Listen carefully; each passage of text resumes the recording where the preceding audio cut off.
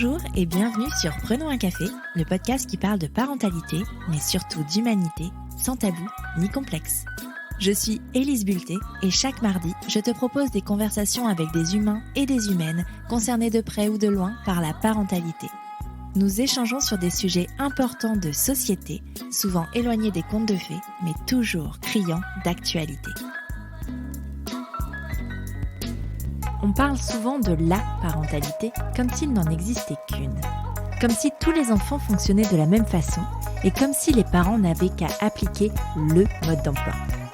Mais ce n'est pas vrai. Chaque enfant est différent. Et parfois, ces différences sont plus marquantes et nécessitent une attention particulière. Ces différences, Marie les côtoie au quotidien avec ses deux enfants. Pas certaine de vouloir devenir mère, elle s'est pourtant lancée dans l'aventure. Et quelle aventure! Dès la naissance, elle comprend que ce chemin ne sera pas un long fleuve tranquille et très tôt, elle sent que quelque chose est différent chez sa première fille. Et en effet, elle reçoit un diagnostic précoce de trouble du spectre de l'autisme, dit TSA, et d'un trouble du déficit de l'attention avec ou sans hyperactivité, dit TDAH. Mais alors, comment ça se traduit au quotidien ? Marie nous raconte son histoire dans cet épisode. Tu pensais être seule à galérer ? Mets tes écouteurs et prenons un café.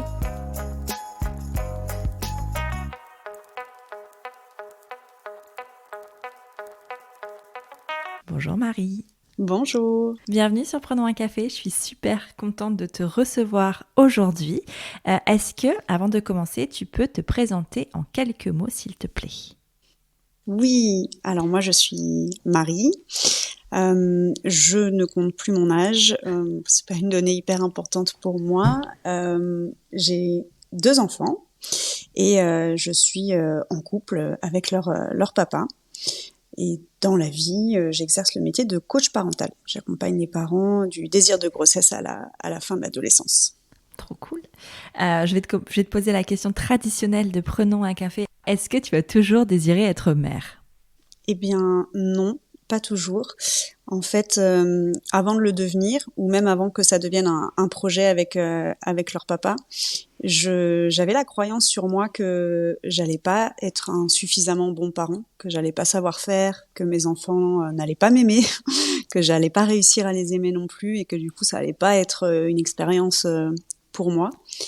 Et finalement j'en ai 2, et j'accompagne des familles avec leurs enfants toute la journée, donc il y a eu un petit retournement. Il y a peut-être un truc. Il y a eu un petit retournement de situation quand même. Est-ce que tu saurais expliquer, tu sais d'où venait cette peur-là ? Je pense de mes propres rapports avec mes parents. Et alors, pendant longtemps, je me suis raconté que c'était parce que j'étais pas à l'aise avec les enfants. Je faisais des babysitting, tu sais, pour gagner des sous, mais en fait, j'aimais pas trop les enfants des autres. Mais je pense que c'était plus par rapport à mon enfant. J'avais pas franchement aimé être un enfant, donc je me voyais pas infliger ça à quelqu'un. Et j'ai pas des super rapports avec mes parents, donc du coup, je pense que j'avais un peu projeté que j'allais avoir les mêmes avec mes enfants, ce qui n'est pas le cas. Ouais. Donc ça venait de là, je pense. Ok. Avant de devenir mère toi-même, qu'est-ce que ça voulait dire justement pour toi, être mère ? Il y avait beaucoup de responsabilités. C'était une charge. Avoir un enfant, c'est un truc. Moi, je voyageais beaucoup. J'étais beaucoup à l'étranger entre mes 20 et 30 ans. Et du coup, je me disais, avoir des enfants, est-ce que tu peux voyager avec eux? Est-ce que tu peux faire ce que tu veux comme ça? Est-ce que tu peux changer tes plans? J'avais pas, matériellement, j'avais pas beaucoup d'attaches. Tout tenait dans une valise. Et je me disais, avec un enfant, tu peux plus faire ça. Donc, il y avait beaucoup de ça aussi en projection. Ouais, il y a des choses qui se sont avérées vraies, hein, mais qui m'ont moins dérangée que ce que je pensais. Et alors, à quel moment dans ta vie il y a eu un changement ? Est-ce que c'est venu d'une discussion ? Est-ce que c'est quelque chose que tu as ressenti, un besoin inexplicable ? Comment est arrivé le désir finalement de maternité chez toi ? Ça a jamais été un besoin ou une envie soudaine. Ça a été plus progressif avec leur papa. On est ensemble depuis longtemps maintenant, enfin depuis plusieurs années. Et en fait, je savais que lui avait ce désir d'être père, c'était dans ses projets de vie. Et en fait, quand lui a intégré mes projets de vie, bah, j'ai pris le j'ai pris le package, j'ai pris l'homme et j'ai pris le futur papa. Et donc j'ai accepté de tenter l'aventure avec lui.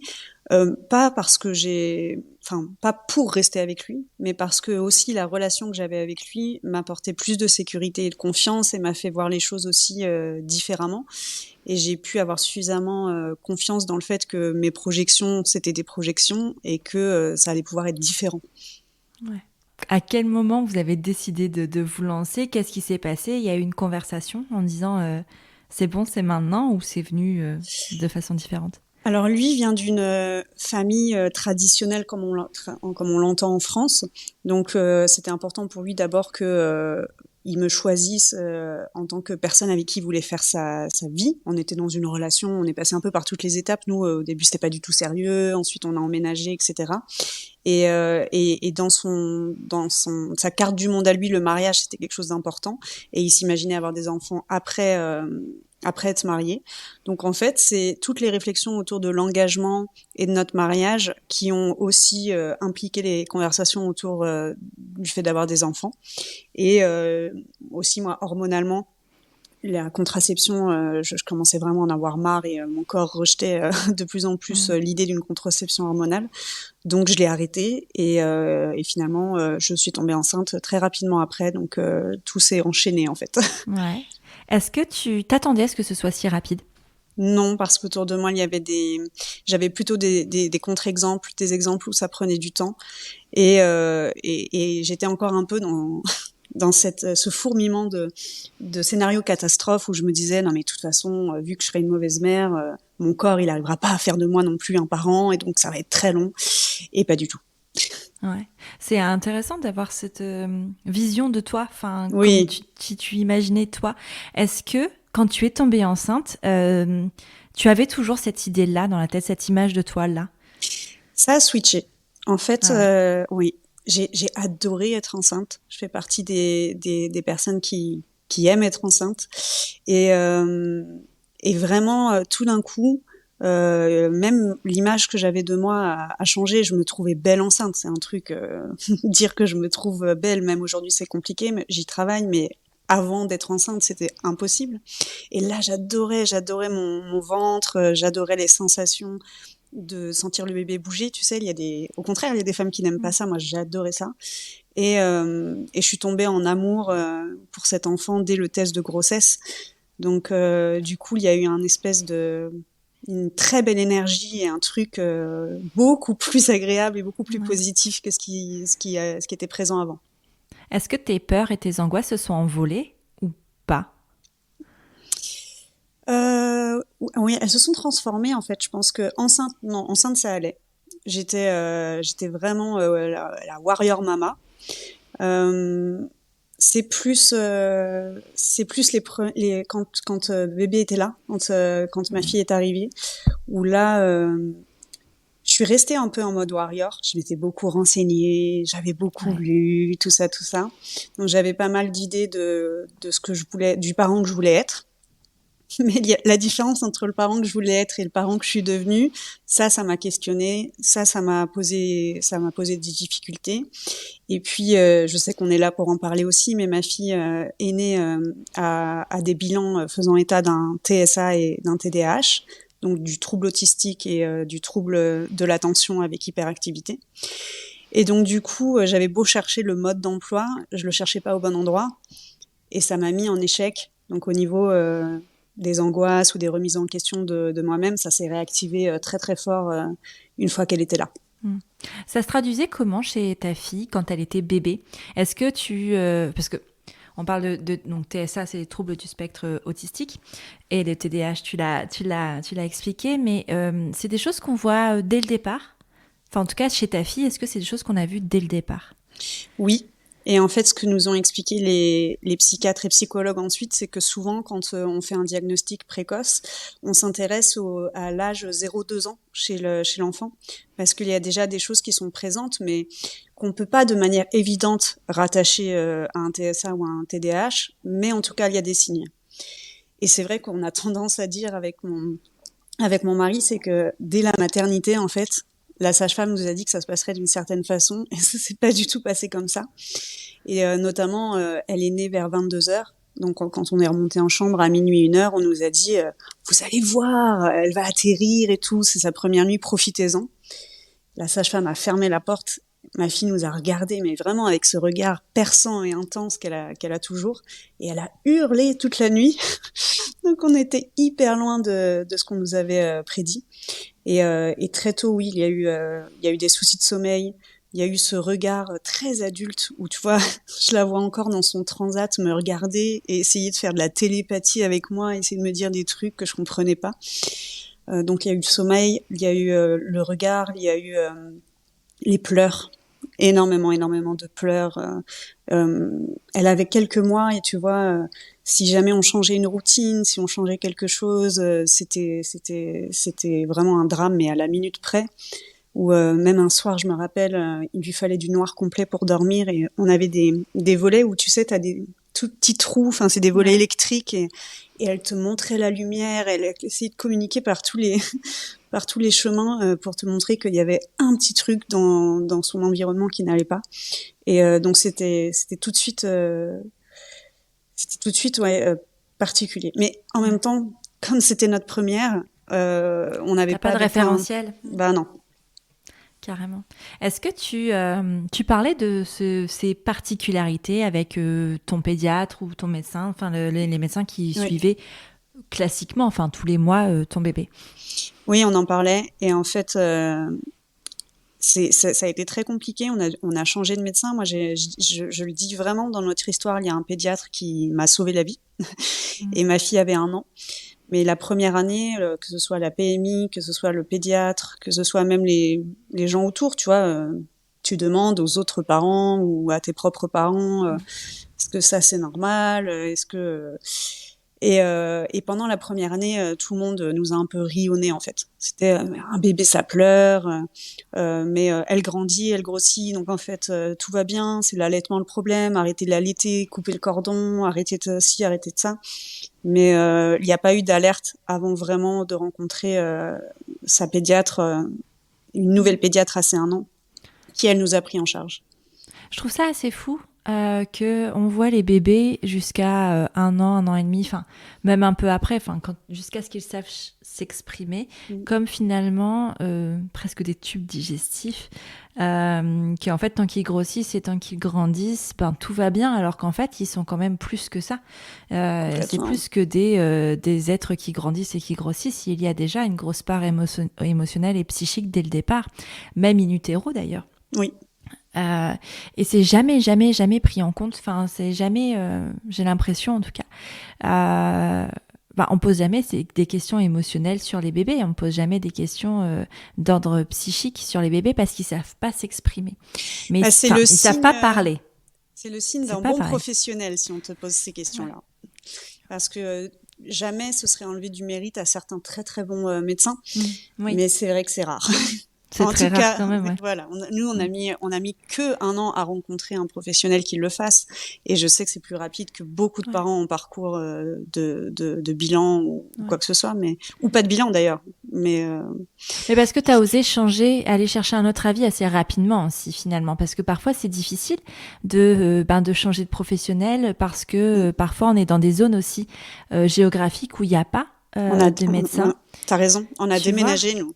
On a vraiment, on était à l'étranger, on était en Suisse à ce moment-là, et on est rentré à Paris pour être en France avec le système français, un pédiatre qui nous avait été recommandé.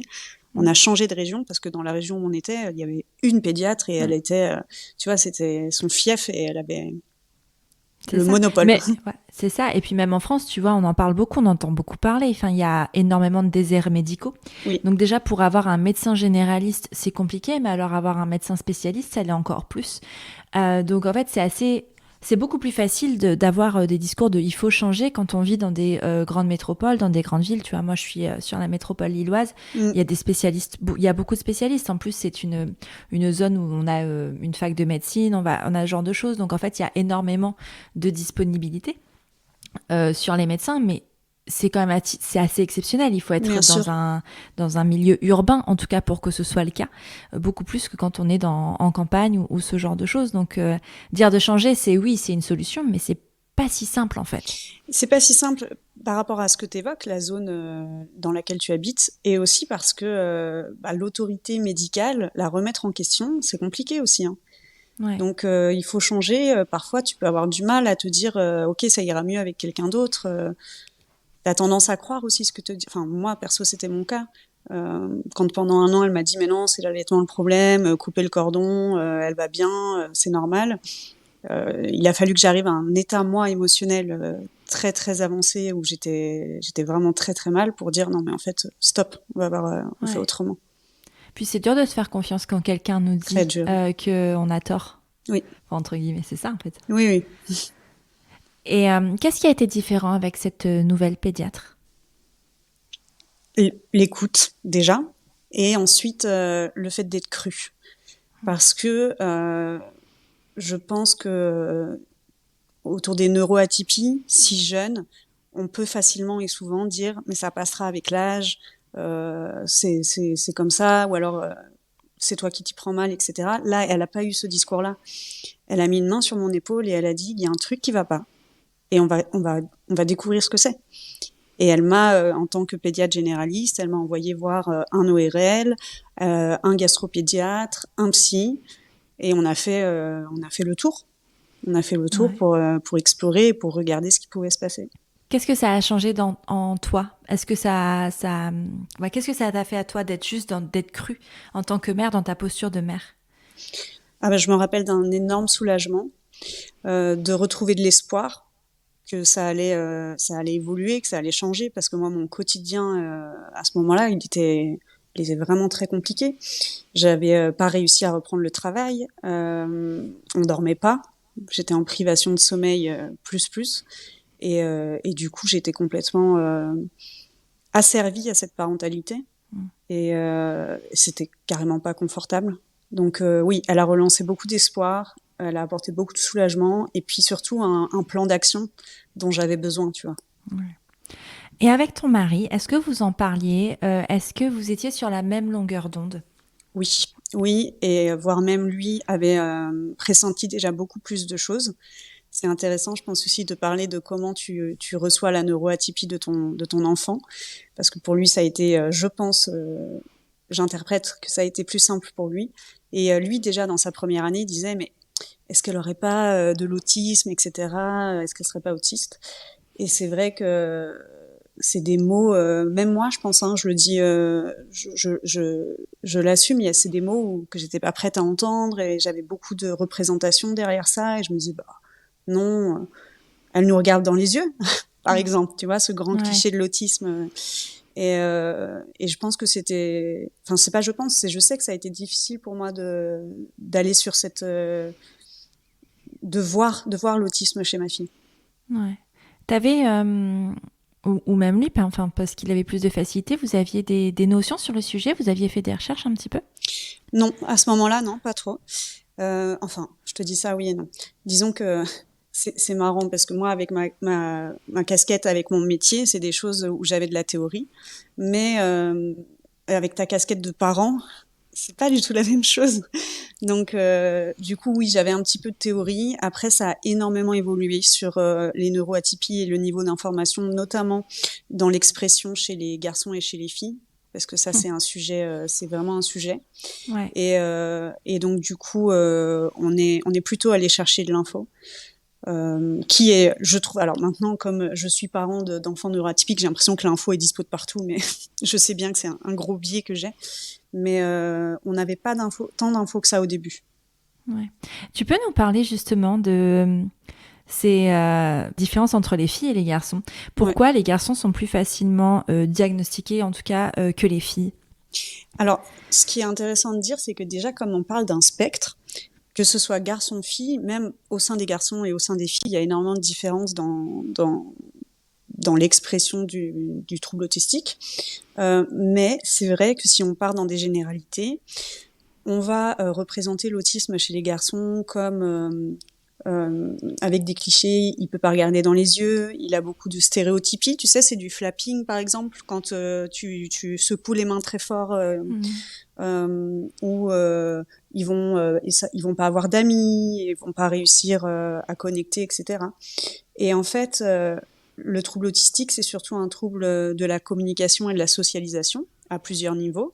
Mais chez les filles, ça va être des symptômes qui vont être plus socialement associés au sexe féminin ou qui vont être moins tranchés. Ma fille, par exemple, les difficultés de socialisation qu'elle retrouve, c'est qu'elle est trop.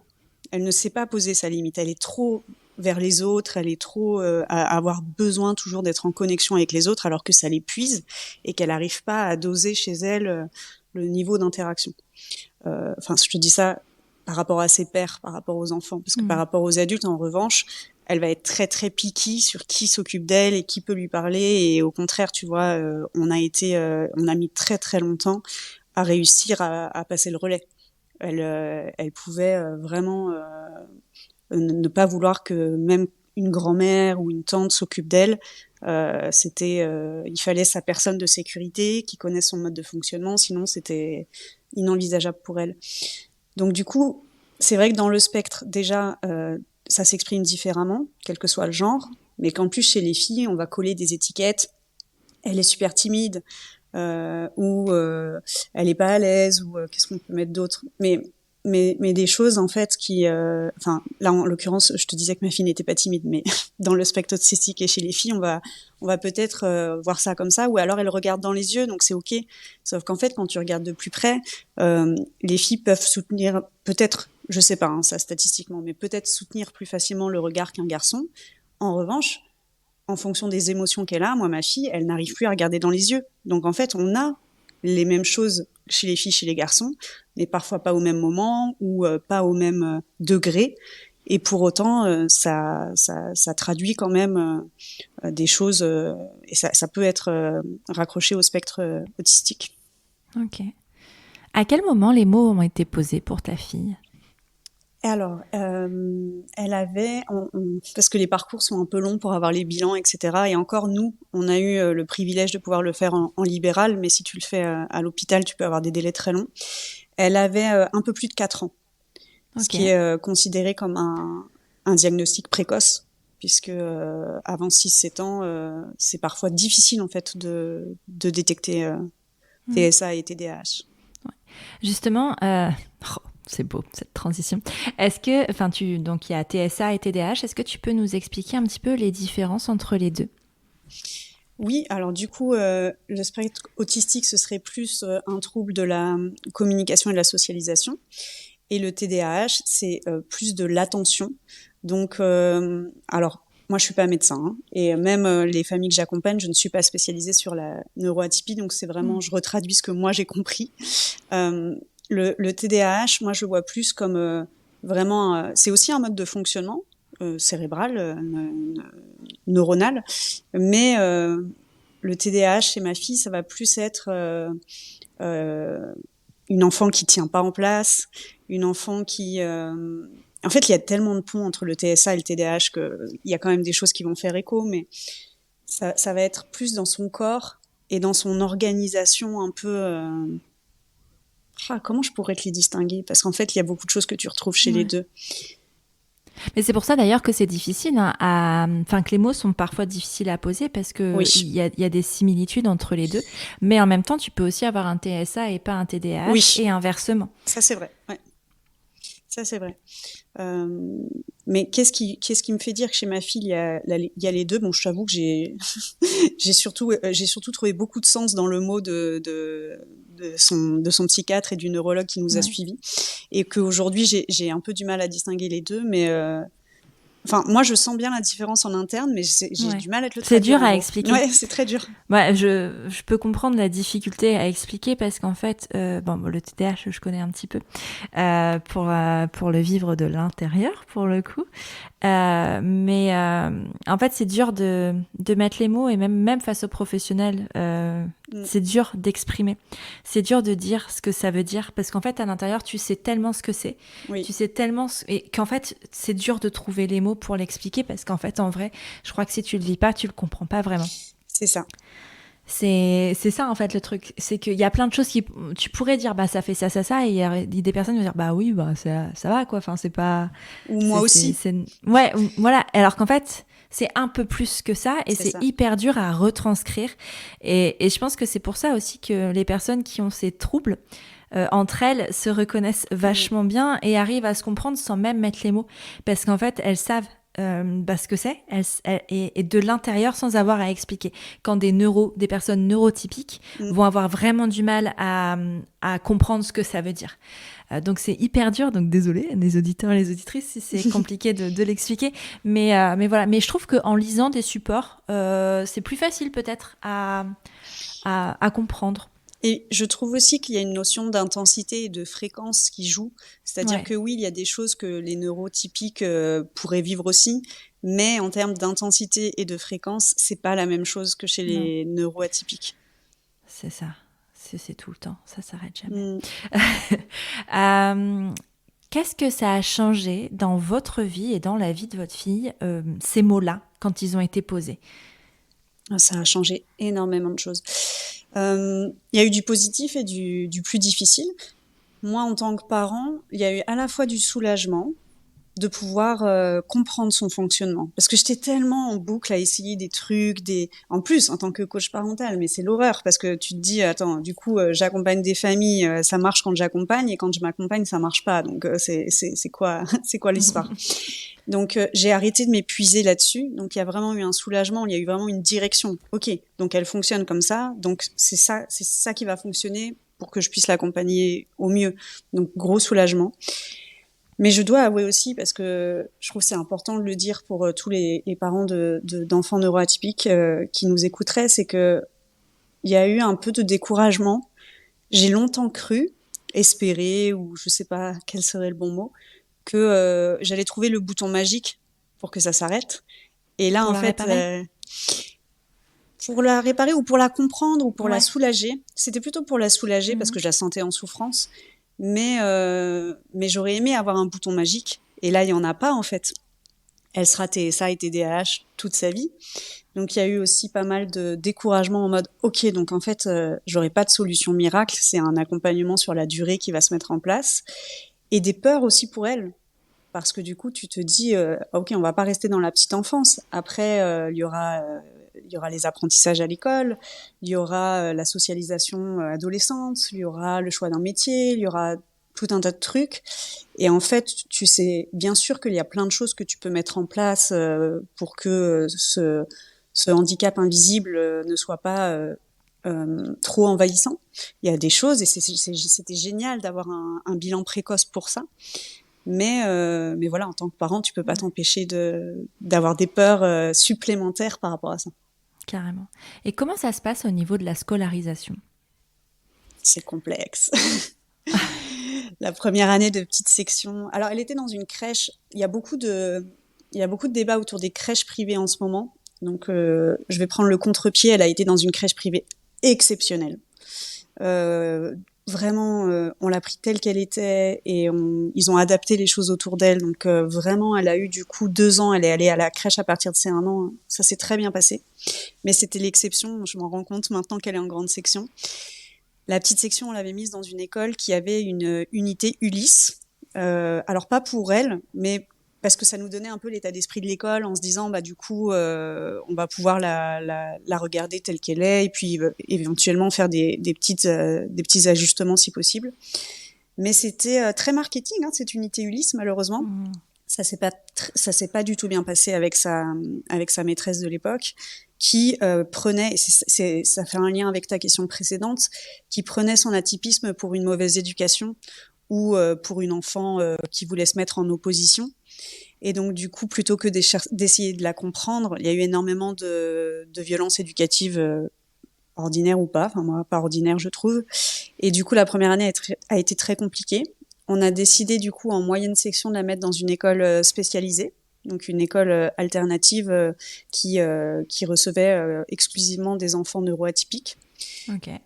Mais là aussi, ça a été compliqué. Le projet était fabuleux, est fabuleux. Mais être prof, déjà, c'est un métier compliqué. Mais prof d'enfants neuroatypiques, d'avoir une classe de neuroatypiques, c'est Ça doit level être up, quoi. intense. Ouais. C'est vraiment, ils sont au-dessus, quoi, les profs qui ont ces projets-là. Et du coup, on est tombé sur une année où les profs se sont épuisés. Et il y a eu énormément de burn-out. Et donc, elle n'a pas eu de continuité avec des adultes qui pouvaient la sécuriser. Et les enfants neuroatypiques, si je fais des clichés, encore une fois, juste pour simplifier le propos, tu as ceux qui sont super empathiques et qui sont plutôt discrets, en retrait. Et puis, tu as ceux qui peuvent au contraire pouvoir être un peu violents ou agressifs dans la manière d'exprimer leurs émotions. Et elle s'est trouvée un peu coincée entre ces deux profils-là. Elle a de nouveau reçu de la violence, mais cette fois pas de la part d'adultes, de la part d'autres enfants. Et en fait, avec son papa, la question a vraiment été, ok, donc est-ce qu'il vaut mieux la mettre dans un environnement de neurotypique avec un accompagnement humain, puisque du coup, ceux qui sont parents d'enfants neuroatypiques connaissent peut-être la MDPH et toutes les aides et accompagnements qu'on peut recevoir de l'État. Ou est-ce qu'elle gagne à être dans cet environnement d'enfants neuroatypiques avec des apprentissages qui soient adaptés, mais en même temps un environnement où elle ne voit que des gens neuroatypiques et donc du coup pas forcément, comme on parle d'un spectre, ils sont pas forcément comme elle, enfin, je mets des guillemets. Finalement, cette année, elle est en grande section, elle vient de faire sa rentrée et on a décidé de la remettre dans un environnement d'enfants neurotypiques avec un accompagnement supplémentaire parce qu'on avait avancé aussi avec la MDPH qui a reconnu son niveau de handicap auprès Ça peut de être qui très long aussi, ça. c'est très long, C'est des ça dure démarches très très longues. très très longues. Et là, on est notamment dans une démarche de demande d'aide humaine. Donc, ce serait quelqu'un qui, à partir du CP, soit avec elle quelques heures par semaine. Alors c'est un privilège parce qu'ils sont peu à faire ce métier-là. C'est un métier qui est très ingrat et il y a beaucoup de demandes. Donc notre demande, elle aboutira peut-être pas, mais ça pourrait l'aider à continuer ses apprentissages de la meilleure manière pour elle. Et oui, tu vois, ça c'est plein de questions. C'est pas simple. Mais comment tu abordes ça? Est-ce que tu abordes ces différences, sa neuroatypie, comment tu l'abordes avec son instit, avec ça ou son instit? Parce que là, en plus, on est en période de rentrée. Oui. Alors, je tâtonne parce qu'en fait, je pense que je me mets à la place des profs. C'est pas évident d'avoir des parents qui arrivent et qui disent ah oui, alors mon enfant a des spécificités. Bon, tous les enfants ont des spécificités, à vrai dire. Oui. Et du coup, c'est vrai que moi, alors, en petite section, on était arrivé en mode on dit rien. Et donc, on laisse l'instit observer. Et après, s'il y a des couacs, on pourra peut-être lui dire ce qui fonctionne à la maison, voir si elle a envie de tester à l'école. C'était assez naïf. Parce que du coup, elle n'a pas été très à l'écoute. Là, du coup, on a fait l'inverse, c'est qu'on a essayé de lui donner plein d'infos et je pense que c'était trop, en fait, pour l'instit. Ouais. Donc, on est dans un entre-deux maintenant, c'est qu'on laisse les professionnels qui accompagnent notre fille communiquer les infos à l'école, donc à travers nous. Mais tu vois, je demande un courrier à sa psychologue pour dresser un peu son profil. La psychomotricienne a proposé de passer à l'école pour aménager un peu dans la classe ce qui pourrait être aménageable. Et on pense à l'intérêt du prof, toujours en disant c'est pour vous aider à gérer votre groupe en fait et à ce que ça puisse être vivable pour tout le monde. Complètement, qu'elle soit pas focus justement sur une seule enfant et que ça pose problème dans la cohésion de groupe. Ben oui, c'est ça. Complètement. Et c'est marrant parce que, c'est marrant, entre guillemets, c'est marrant. Pour un peu, parce que moi, tu vois, je vis des choses presque un peu similaires, mais bon, à un degré vraiment, vraiment, vraiment différent. Ma fille a une atypie. On est sur un parcours de justement aller voir un petit peu tout ça et creuser un peu tout ça. Et c'est drôle parce qu'en fait, au fond, je le sais depuis toujours. Mais tant que personne a mis le mot encore, c'est difficile. C'est difficile parce que moi j'ai un gros syndrome de l'imposteur avec tout ça en fait. Tu sais, tant que personne n'a dit vraiment il y a un truc, tu peux pas dire ouais mais en fait ce que je vois et ce que je ressens, est-ce que c'est vrai? Et je pense que beaucoup de parents d'enfants en fait, juste de parents, quand ils voient quelque chose chez leurs enfants, que ce soit des choses qui concernent la neuroatypie, mais d'autres choses, ça peut être aussi sur des maladies plus physiques en fait, des pathologies. en fait, on a du mal à se faire confiance parce qu'on n'est pas des professionnels. Alors qu'en fait, on est au quotidien avec nos enfants, donc en fait, on voit des choses quand même. Ouais, moi je challenge. Au-delà du fait qu'on n'est pas des professionnels, je pense qu'on est aussi une génération à qui on n'a pas donné d'impact à nos propres spécificités. Et que du coup, on n'a pas non plus construit une confiance dans notre instinct ou dans ce qu'on était nous-mêmes. Et du coup, s'il y a des choses qui sont en suspens sur nous, tu parlais de ta propre neuroatypie, c'est dur de... Ouais. Oui. En plus de pas être un professionnel, évidemment. Oui. Mais... Ouais, mais... Et en fait, même au-delà, tu vois, avec la relation dans le milieu scolaire, ça peut être compliqué parce que tu vois, moi, il y a des choses que j'ai toujours su. Mais en fait, j'avais fait le choix, et on a fait le choix ensemble avec mon conjoint, de pas en parler. De pas en parler parce que je voulais pas que, on la mette dans une case, déjà, premièrement, et qu'il y ait une différence. Et je voulais pas non plus être celle, ce que t'exprimais un petit peu tout à l'heure, qui allait voir l'instit, dire en fait mon enfant est différent, blablabla, comme tu sais, c'est la maman de Garance, tu vois. Oui, totalement. Tu vois ce que je veux dire un peu? Alors qu'en fait c'est pas c'est ça. Mais c'est pas ça, en plus c'est tellement pas ça. Mais en fait, en même temps et après moi j'ai vraiment beaucoup de chance, et en fait ça me brise le cœur presque de dire ça, de dire que j'ai beaucoup de chance d'être dans une école extraordinaire avec des instituts extraordinaires. Mais je pense que quand même il y en a beaucoup en France, parce on a tendance à parler toujours de ce qui ne va pas. Oui. Des aspects, des expériences négatives, mais il y a aussi énormément, et quand même la majorité des enseignants sont des bons enseignants, je pense. En tout cas, là, tu vois, nous, la mienne, elle vient d'entrer en CP, donc elle a eu 4 enseignants différents qui étaient tous exceptionnels. Génial. Et en même temps, tu vois, j'ai toujours en train de dire oui, j'ai de la chance, tu sais, comme quand mon conjoint vide le lave-vaisselle, tu dis j'ai de la chance, alors qu'en fait, c'est censé être un truc normal, tu vois. Ils n'ont pas la structure pour que ce soit normal, malheureusement. Non. Mais ça vient pas d'eux. Alors, c'est important que tu dises que ça vient pas d'eux. Ouais. Ça vient pas d'eux. Après, nous, on est dans une ville où justement les moyens sont mis aussi pour les écoles. C'est-à-dire que quand même, il y a plein de choses qui sont faites en termes de mise à disposition de matériel, d'activités. Enfin, je veux dire, ma fille en moyenne section, elle a fait du théâtre. Elle a eu 10 séances de théâtre avec une compagnie locale. Enfin, c'est des trucs comme ça qui sont mis en place et qui sont financés par la mairie, en fait. Donc c'est on a cette chance-là aussi d'avoir un truc politique, enfin la politique de la ville en tout cas qui est en faveur de l'école et de l'éducation, et ça c'est super chouette. Donc en fait clair. C'est pas juste la faute des instituts, c'est tout un système qui est autour et qui les sécurise pas, en fait. Il y a énormément d'instituts qui vont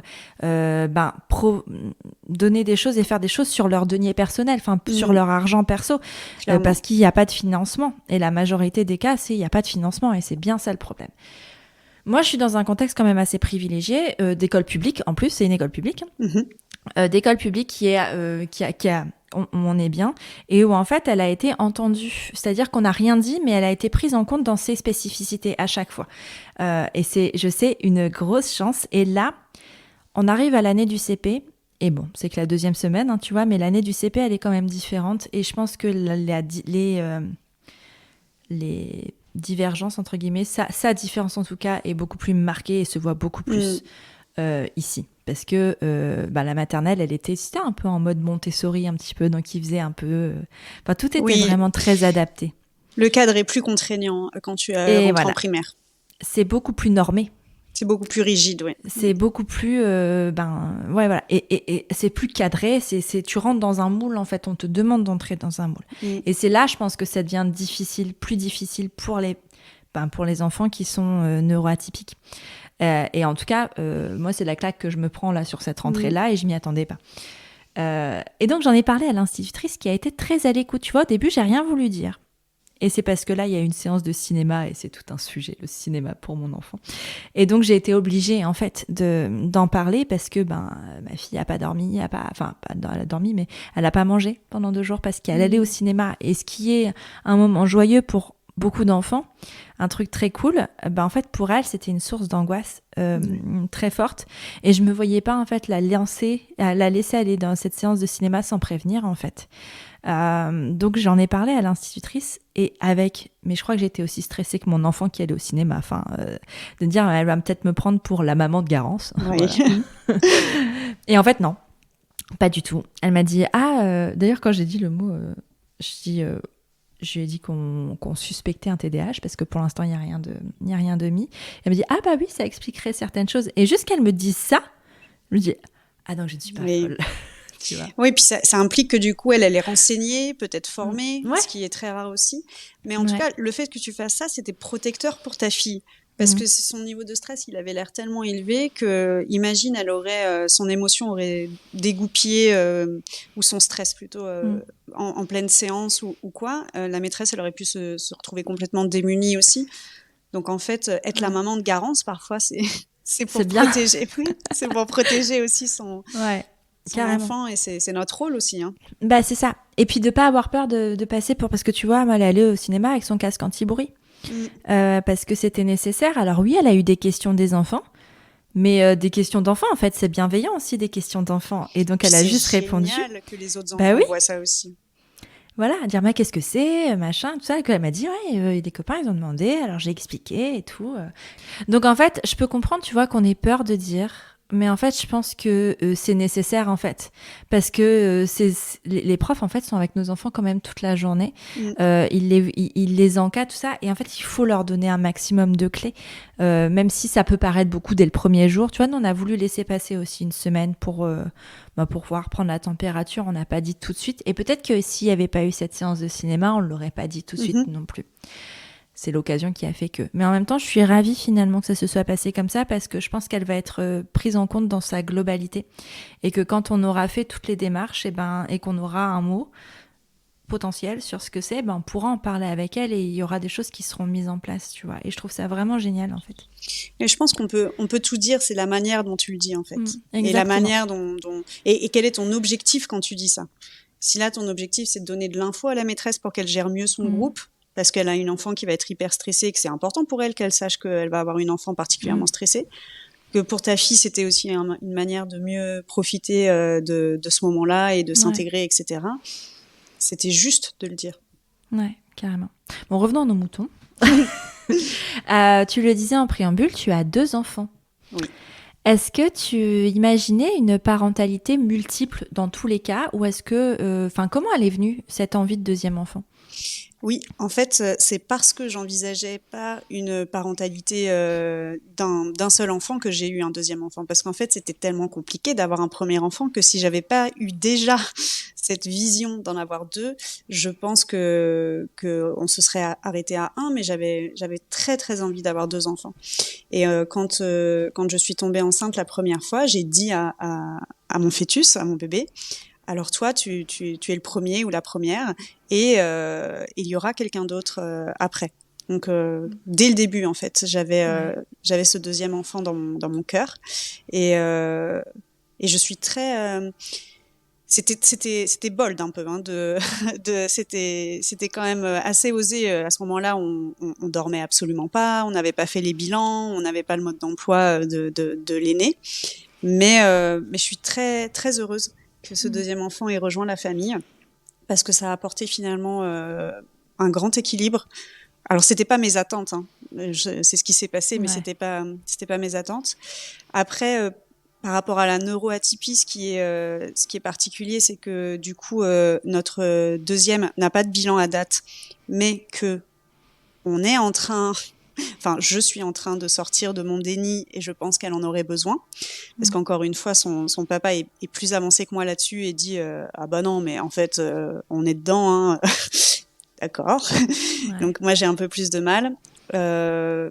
Et du coup, c'est intéressant aussi de voir les différences. Déjà, entre 2 enfants, c'est 2 personnes différentes, avec des neuroatypies qui s'expriment certainement aussi différemment, et de voir l'impact que ça a sur moi. Tu vois, de dire, peut-être, j'aurais pu imaginer qu'un 2e enfant, vu que j'avais fait le chemin pour la première, ça aurait pu être plus facile et intégré pour moi qu'elle ait des spécificités.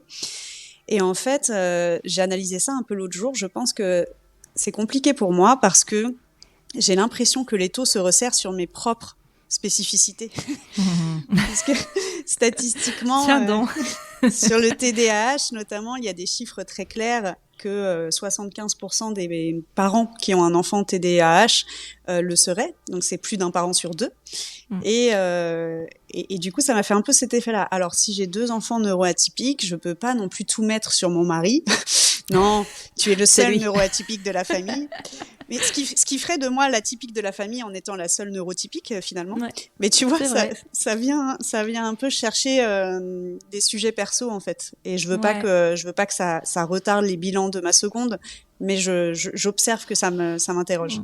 Je comprends beaucoup cette histoire de déni, parce que en fait, tu vois, pour autant, moi j'étais beaucoup dans le déni pour moi. Ce qui a causé un déni pour ma fille, en fait. Oui, toi, t'as eu l'inverse. Ouais, ça a été l'inverse. Et puis, en fait, pour la petite histoire, le mot neuroatypie, il est dans ma tête depuis 3-4 ans. Parce que mon conjoint est allé voir, justement, quelqu'un qui était spécialiste des atypies et qui lui a constaté une neuroatypie chez lui. Ok. Et donc, il m'en avait parlé à l'époque. Et moi, j'étais genre, non genre, c'est toi. N'existe pas, c'est toi. Et j'ai été très intolérante à toutes les manifestations de son atypie. Jusqu'à encore très récemment, j'étais très intolérante dès qu'il y avait une manifestation de son atypie, des choses qu'il fait, qui sont systématiques et qui sont reliées à ça.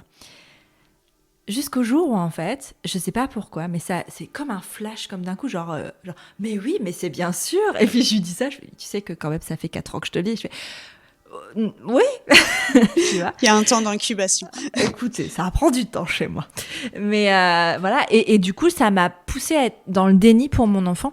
Et le déni, c'est une étape du deuil. Donc, tu fais un deuil particulier. Tu fais un deuil de l'image que tu as de toi ou de ce que tu penses, ce que tu imaginais de ton fonctionnement qui est pas tout à fait ajusté. Donc, c'est inconfortable aussi de se rendre compte de tout ça. Et donc, le déni, il protège quelque part. À un endroit, il protège, quoi. Ouais, carrément.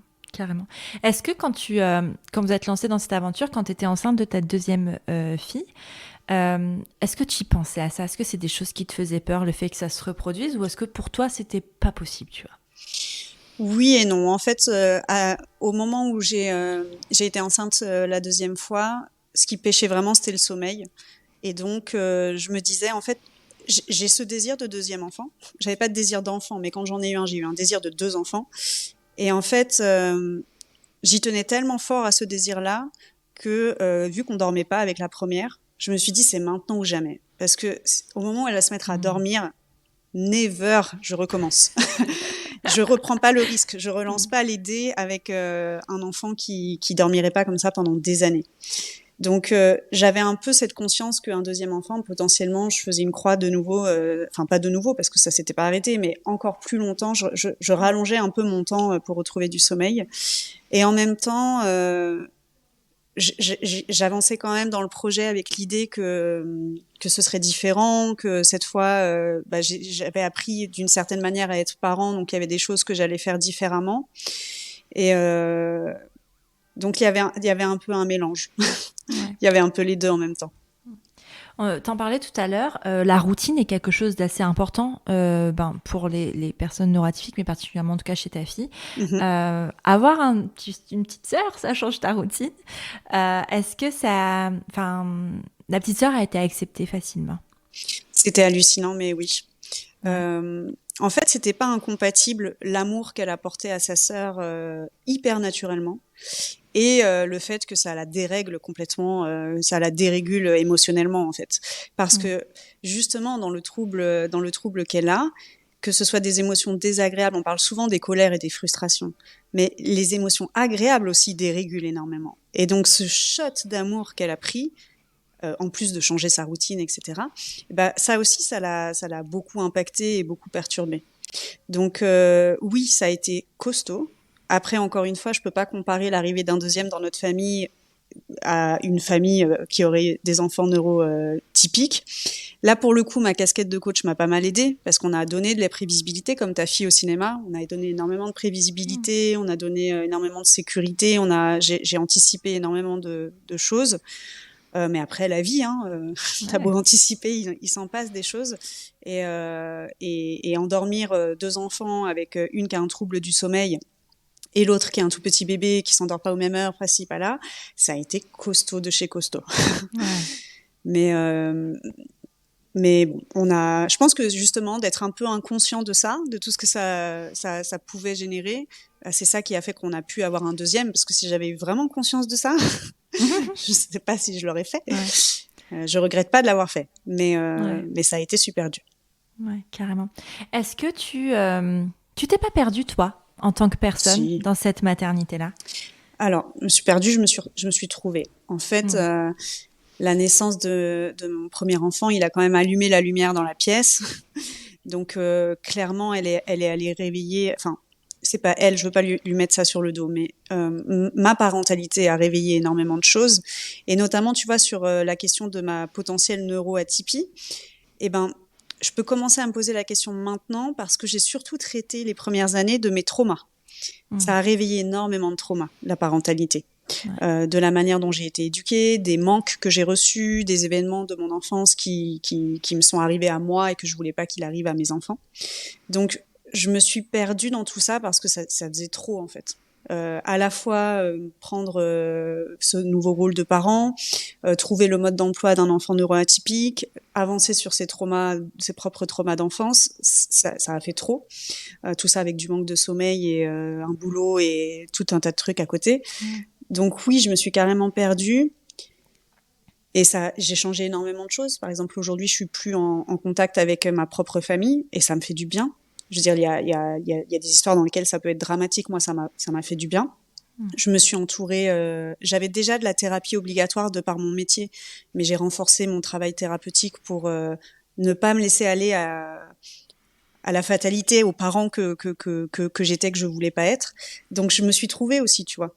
C'est juste que le chemin, il a été et encore certains jours douloureux, mais pour sortir d'un état, il faut y rentrer. Donc j'y suis rentrée et je m'y suis trouvée aussi. Ouais. Qu'est-ce que tu as mis en place pour toutes ces questions de trauma? Est-ce que tu les as traités? Parce qu'ils sont Oui, arrivés comme ça en pleine face, mais est-ce qu'ils oui. sont, voilà. Je les ai vus déjà, tu vois, se dire ces fameuses phrases j'en suis pas mort, je vais bien aujourd'hui.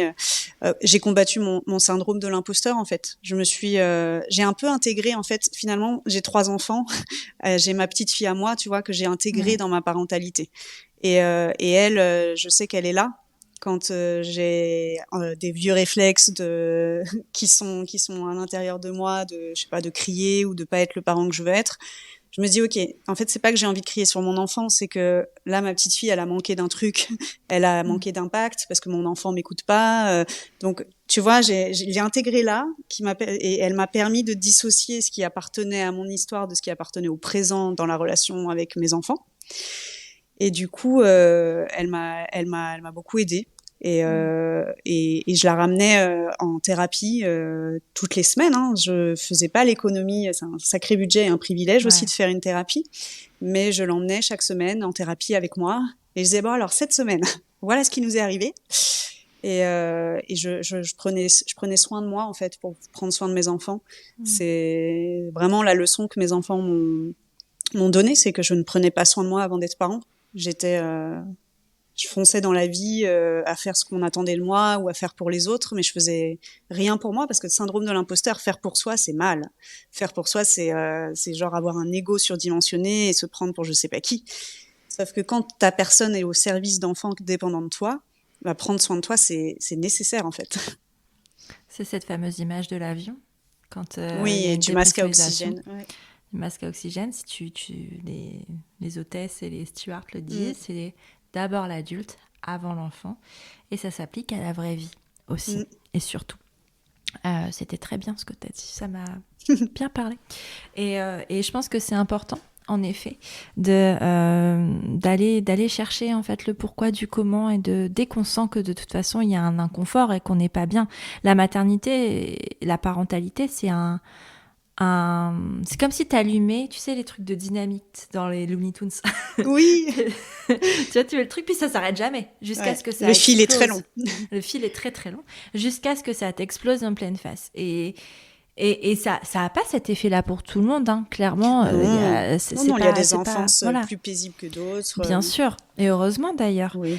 Mais quand on a mis un petit peu le couvercle comme ça toute sa vie, en fait, la maternité peut avoir cet effet-là. Pour plein de raisons, hein, qui sont physiologiques et aussi environnementales, enfin plein de choses. Oui, tu vois, au-delà de l'image de l'avion, moi ce que j'utilise beaucoup avec les familles, c'est le lait qui bout. C'est-à-dire que tu as une casserole de lait qui bout. Si tu mets le couvercle dessus, ça ne va pas empêcher le lait de déborder. Vraiment, ce que j'invite les gens à faire, c'est d'éteindre le gaz, en fait, et de comprendre. C'est le pourquoi du comment dont tu parlais. C'est de comprendre ce qui fait que le lait bout et faire baisser. Donc oui, c'est vrai. Mais encore une fois, c'est ce que tu disais aussi, c'est que c'est un privilège parce que ça demande beaucoup d'argent, beaucoup d'investissement, du temps aussi. Oui. Au-delà de l'argent, il faut avoir le temps d'aller en thérapie, enfin prendre le temps. Oui. Le temps. Tout le monde a 24 heures dans la journée, mais on ne peut pas toujours en disposer volontairement chacun de... C'est ça. Enfin, voilà. Donc c'est... Pour éviter, tu vois, les discours un peu culpabilisants de dire, en fait, il suffit d'eux. Non, il suffit pas d'eux. C'est pas si simple que ça. C'est clairement un investissement en temps, en argent, et puis ça demande du soutien aussi. Oui. Il faut que tu sois en sécurité pour le faire. Oui. C'est ça, exactement. Quand on fait des enfants en couple, par exemple, il faut que le coparent comprenne aussi et soit pas dans la... Comment dire ? Dans le combat, dire non, en fait ça n'existe pas, ou vraiment ce soutien, il est très important. Donc il faut vraiment être ce que tu disais, c'est ça, c'est d'être dans une safe place, d'être vraiment en sécurité pour pouvoir le faire. Et sinon, c'est une ça question de pas. rythme aussi, du coup. Ouais. C'est vraiment le prendre petit morceau par petit morceau. Ou d'un coup si on est prêt et qu'on a la sécurité, mais c'est pas de se mettre l'injonction de je veux tout régler maintenant tout de suite, en fait. On fait du mieux qu'on peut, mais par contre c'est ne jamais arrêter d'essayer de faire du mieux qu'on peut, c'est ça. Et pas juste dire oui je fais de mon mieux, comme une excuse, mais juste de réaliser qu'avec le contexte, si on a 1 heure de RER le matin, 1 heure de RER le soir, on a du mal à joindre les deux bouts financièrement et qu'on a pas de coparents pour élever nos enfants, on peut pas faire les mêmes choses que quelqu'un qui travaille de chez lui avec l'école à 5 minutes. Clairement, oui, c'est vrai. C'est sur le temps long, en fait. C'est pas parce qu'on va avoir quelqu'un, un spécialiste, un psychologue ou quoi que ce soit, 2 fois que ça va s'arranger. Il y a des choses qui prennent du temps à réaliser. Moi, ça fait 7 ans que c'est un travail en continu, avec des pauses de temps en temps, parce qu'il faut quand même faire des pauses, je pense, et que c'est important de processer les nouvelles choses qui arrivent, mais c'est du temps long. Et moi, pendant longtemps, j'ai cru que, tu vois, j'avais fait une thérapie pendant ma grossesse et 9 mois après mon accouchement. Et j'ai cru que ça, c'était suffisant et que, comme j'avais plus besoin à ce moment-là, c'était fini, j'avais fait le travail. Sauf qu'en fait, 1 an après ou 2 ans après, il y a des choses qui sont revenues et j'ai recommencé un travail. Donc, en fait, c'est ça, c'est que c'est des petites bribes, des petites phases. C'est les couches des oignons, quoi. Exactement. À chaque fois. Et c'est pas un échec. Parce que parfois, ça peut être vu comme ça, genre, je dois retourner voir le psy. Ou même, je dois aller voir un psy. Non. C'est pas un échec, c'est reconnaître ses besoins et demander de l'aide. Alors ça, c'est très difficile pour certaines personnes de demander de l'aide. Vraiment, je mesure à quel point. Mais c'est pas un échec. Et effectivement, il y a des couches d'oignons, et donc c'est vrai que c'est long, ça prend du temps. Exactement. Et puis c'est comme, en fait, juste si ta première phase de thérapie, de travail est terminée, mais en fait, il faut un temps d'adaptation et de vivre avec cette nouvelle phase, justement. Ça prend 1 an, 2 ans, et en fait, le cerveau est très très bien fait, hein. Il nous envoie les signaux quand on est prêt à les recevoir. C'est d'ailleurs à ça que sert l'inconscient. C'est pour ça qu'il y a aussi des amnésies traumatiques, par exemple. C'est de la protection. Le cerveau nous envoie les informations et les signaux quand on est prêt. Donc s'il faut 2 ans après une thérapie que d'un coup on en a besoin, c'est juste le cerveau qui vous dit t'es prête à aller à l'étape supérieure. Donc en fait, le voir comme un truc négatif de je suis en échec, non, je suis prête à aller encore plus loin et aller prochain encore niveau, plus j'ai haut. débloqué. Exactement. Je level up. Voilà. Pour les adeptes de jeux vidéo. C'est clair. Mais c'est vraiment, peut-être en le voyant comme ça, c'est vachement plus positif aussi de dire cool, j'étais là, j'ai vécu un temps là, et puis maintenant je vais au-dessus. Alors, je fais des gestes, c'est un podcast, vous ne les verrez pas, mais je fais des gestes avec mes mains pour montrer les niveaux. Mais voilà, c'est pas un échec si on doit retourner voir quelqu'un, si on fait une autre approche aussi thérapeutique en plus, ça peut pas forcément être la même chose, c'est juste vous level up. exactement. Et puis c'est un grand puzzle avec différents morceaux, quoi. Ouais. Tu étais coach parental avant d'avoir des enfants? Non, je voulais être coach en entreprise. Et puis la parentalité, c'est mise au milieu. Alors, il y a un point commun quand même, c'est que maintenant j'essaye d'aller parler de parentalité en entreprise, Ouais. qui est un sujet aussi qui est important. Mais non, c'est vraiment la parentalité qui m'a mise sur la voie de ma reconversion. Ouais. Du coup, ça veut dire quoi être coach parental? Alors, c'est un métier qui est pas réglementé, donc je vais te donner ma définition, mais en vrai, il est pas très cadré. Pour moi, être coach parental, c'est vraiment accompagner les familles dans le sens, une famille voit, on en parlait tout à l'heure, tu vois, reconnaît qu'il y a une difficulté, qu'il y a une question, qu'il y a une information qui lui manque, ça peut être tout un tas de choses, un comportement que la famille ne comprend pas et voudrait changer. Et c'est accompagner cette famille jusqu'à atteindre un objectif de mieux. Et moi, je le fais de la manière suivante, c'est que je vais beaucoup écouter les familles, parce que si les familles, elles avaient une solution toute faite et le bouton magique dont je parlais aussi tout à l'heure pour ma fille, tu lis un livre, t'écoutes des podcasts et après tu appliques et c'est bon. Mais en fait, moi, la manière dont je le fais, c'est vraiment, je rentre dans l'histoire de la famille. Comment est-ce qu'ils sont devenus parents? Qu'est-ce qu'ils ont vécu jusqu'à la situation qui les amène à ce moment-là? Et on essaye avec l'écoute, déjà, ça libère énormément de choses. Il y a beaucoup de parents qui ont besoin de parler et à qui ça fait du bien de parler de tout ce qui se passe dans leur parentalité. On peut faire des liens aussi entre la situation du présent et ce qui a pu se passer dans la situation d'avant, qui précède.